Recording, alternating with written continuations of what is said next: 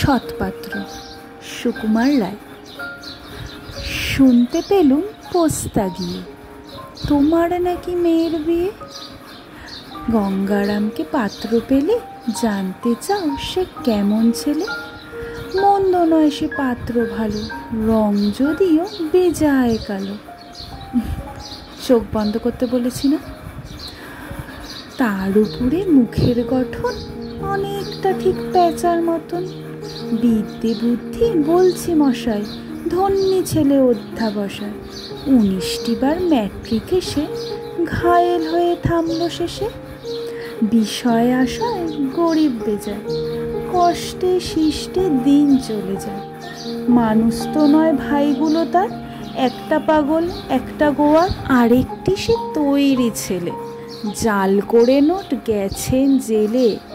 কনিষ্ঠটি তবলা বাজায়, দল থেকে সে 5 টাকা পায়। গঙ্গারাম তো কেবল ভোগে পিলের জ্বর আর পাণ্ডু রোগে। কিন্তু তারা উচ্চ ঘর, কংসরাজের বংশধর। শ্যামলাহিরি বনগ্রামের কি যেন হয় গঙ্গারামের। যাই হোক, এবার পাত্র পেলে, এমন কি আর মন্দ ছেলে। আজকের দুপুরটা তোমাদের সামনে তুলে ধরলাম। প্রত্যেক দিন দুপুরে মার ছেলে মিলে আমাদের কেমন কাটে সেটা কখনোই কারোর সামনে তুলে ধরা হয় না। আজকে ভাবলাম একটা ছোট্ট ভিডিও করে দেখাই যে আমাদের দুপুরটা কিভাবে কাটে। প্রচণ্ড নিরিবিলি একাকিত্বে বাচ্চার দুষ্টুমি নিয়ে অবশ্যই কাটে।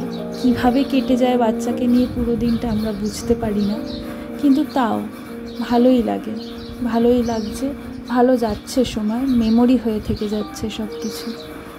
পাশে থেকো, ভালো থেকো। যদি ভালো লাগে ভিডিওটা প্লিজ একটা লাইক করে দিও, আর কমেন্ট করতে অবশ্যই ভুলো না কিন্তু। টাটা, দেখা হচ্ছে পরের কোনো নতুন ভিডিও নিয়ে।